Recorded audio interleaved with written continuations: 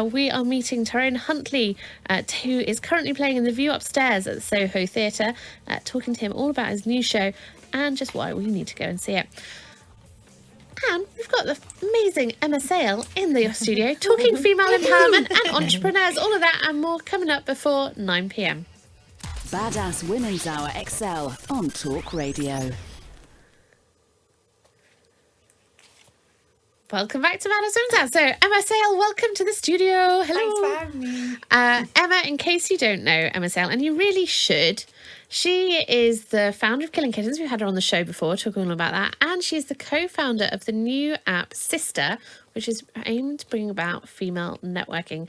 Emma, thank you for coming back and talking to us Thanks again. for having me back again. Tell us a little bit about Sistr. So Sistr was born from, I've had a club called the Sisterhood for the last 13 years that has just been sort of a big group of females and friends from all networks, not a business, doing crazy sports events for charity. I mean, you do insane stuff. Yeah. Yeah. And did I mention I swam the channel last weekend? No, I didn't mention that. Tell us about that. So anyway, I'll digress. And the so the Sisterhood has been going for 14 years, and within that, there's sort of lots of groups, and everyone helps everyone out, and everyone's from loads of different industries. And I've watched sort of the WhatsApp groups and just the way everyone, it's sort of, I just say it's sort of like the Masons on speed, basically. Shit gets on really quickly. Secret handshake. Exactly. And then at the same time, our tech team behind Killing Kittens was creating a big new community website, and the guys behind that, they'd also created this mentoring platform.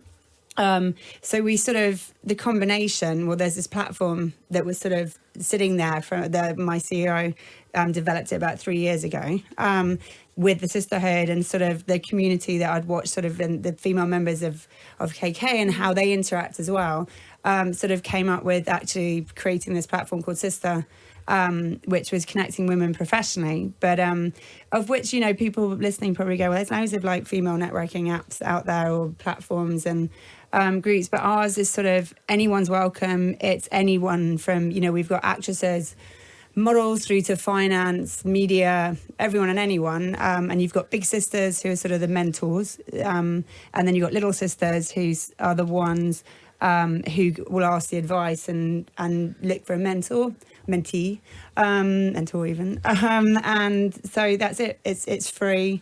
We're launching a whole series of events in September, October, which you're doing some workshops. I'm going to come and do. And I think Emma might be doing some yes, we need to talk about that, don't we? I'm available as well. So it's kind of everyone and anyone, and also anyone else with networks and their own sort of platforms and events can actually put all their stuff on it. So it's sort of, it's not kind of this is mine, that's yours. So I've used it, and what I really love about it, is the fact that it's a ridiculously easy to use interface, which I really appreciate, because generally when people send me tech things to use, I get very confused.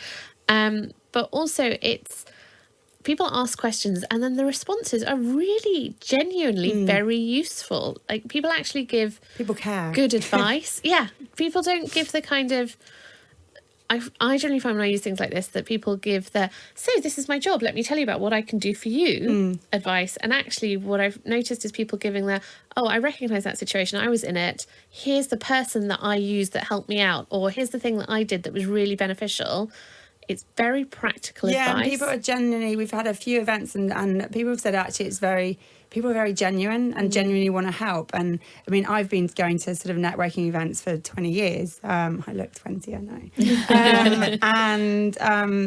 You go into some, and you guys have probably been to loads, and people can be really unfriendly, and women can be real bitches and really unfriendly.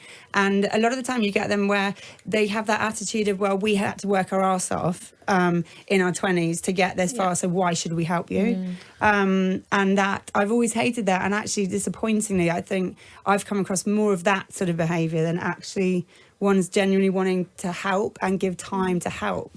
And that's what we're finding on the platform. There are actually, people, really successful women who are actually really helping.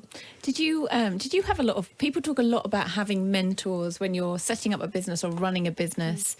Have you had quite a lot of mentors in terms of, how long have you been in business now? So Killing Kittens has been around 14 years, and actually, to be honest, I haven't.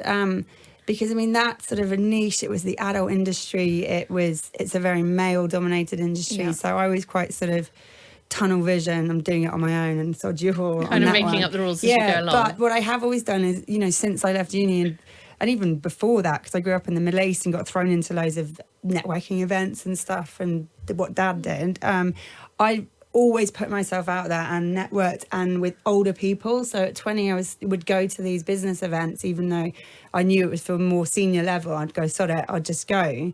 And chat to 40, 50-year-olds who and just learn like that. So I've always sort of just taken energy and listened to people around me. So probably, I've had hundreds of mentors. It's quite powerful as well. I've been running a business 6.5 years now, and what I realised is, once you go through that startup phase, that you're in a different phase, and I found that I really wanted to find rooms. I wanted to be like the dumbest person in the room, because I was like, if I want to get my business to like a 1 mil, 10 mil, I've got to be in the room with people who are doing 20 mil businesses. So, is that something that you massively, that kind and of helped you? And even now, I'm constantly learning, and I think also, I'm very aware, and the reason why, in the last 4 or 5 years, we've sort of scaled quite big on the tech side and so is because I just sort of went, I'm out, sort of I've reached my limit of what I know and what I can do, and actually I need to stand back and let real gurus in all these areas that I don't know about. So, I mean, I literally don't know how most of my business works now. I'm a very trusting person. It's good to delegate though, isn't it? Exactly. Like, okay, I trust you. Yeah. There was a report out this week that said female entrepreneurs are only getting 16% of the available funding around. Do you think that networks like Sistr and the other things like that can help change that? I think, to me, I'm very big on sort of, on getting in the grassroots. So going, it needs to start at, I've got 2 daughters, 2.5 and 10 months, and already it's sort of, me and my husband sort of are very aware of how we treat them and what we say, so you don't have that sort of unconscious bias. I think it can massively help, because women need a lot more reassurance. Women don't have the confidence and the balls, literally, to, go, sod it, I'm going to run a business, I'm going to jump, I'm going to launch something. And so actually, we need a lot of, talking ourselves into doing things. And we're good with loads of women around us, helping us and encouraging us. Men have that much more sort of, we can go it alone sort of mentality. So to me, the whole sister thing and something that, Killing Kittens is very much about. I've always been about communities, and the same sort of tribal communities, the same with the sisterhood. It's sort of, that's what, they say actually, psychologically, the number one factor in mental health is the social support you have around you. So, you need that team, you need that community. And I think that's one thing that Sistr is there to sort of help with. And I think also when you have that community around you, what that community can then do is help you negotiate other communities. So actually, if you, like you said, if you're in a room with women that have raised funding for their business, then you can talk to them about actually who are the people that you're going to sit in front of, and they're not going to go, oh, this is very nice, well done, you, pat you on the head and send you off. Who are the people that are going to take you seriously? Yeah. And I think that is, being able to access that feels really like something that is happening for women only in the last few years, really. I want to talk to you about the sisterhood. I want to talk to you about swimming the channel. Yeah, there it is. So I remember talking to you and you were like, oh, I've got this group and it's called the Sisterhood, and we go and do quite strange things, like we've just run 10 marathons in 10 days. We've just climbed a mountain. What exactly is it? What do you do it? And how did it come about? It was everything I do involves drunk bets normally. And it came about because I was doing an adventure race sort of, again, 13, 14 years ago. And there was a group of guys doing it, and they were giving it the whole, we've got a team called the Brotherhood, and we're going to go across the English Channel. And I went, sod it, we're going to launch Sisterhood and we'll race you across. So it sort of came, so me and a girl, Catherine Lovelace, decided basically that we would launch a Sisterhood. And so the first year it was us and a specific team of 18 of us training to go across the English Channel in a dragon boat, and that was full on. But the bit I hated most of it, but the bit I liked was sort of actually the whole group, the women all getting back together, and a lot of them hadn't done sports since university, or some had never done it, and it was that sort of actually.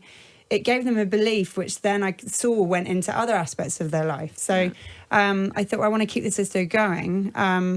But anyone can join, and you don't have to do the really crazy sports events. You can get involved in the social events, and there's always that charity side of it. So we always do a big ball, and that it's just kept growing. And how did you come to be swimming the channel this week? What was that about? So with the channel swim, so I've got 3 littlies, and the youngest one was in hospital over Christmas New Year with pneumonia. And while we were there, it was the Royal London Hospital, which is sort of over 2.5 hours from where we live. And the charity involved in helping all the parents and families is called the Sick Children's Trust. So someone at the beginning of the year said, does anyone fancy swimming the channel and relaying it? And I went, sod it, love swimming, live on the river, I can do it.